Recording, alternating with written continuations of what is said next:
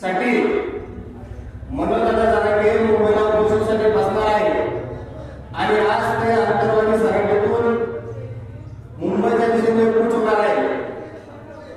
त्यामुळे माझी तमाम मराठा बांधवांना विनंती आहे की आज संपूर्ण महाराष्ट्रातून सर्व मराठा समाज मराठा बांधव लाखोच्या संख्येनं मुंबईकडे निघणार आहे।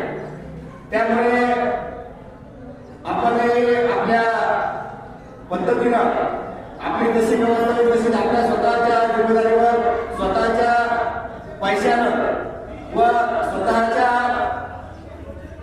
नियोजनानुसार मुंबईचे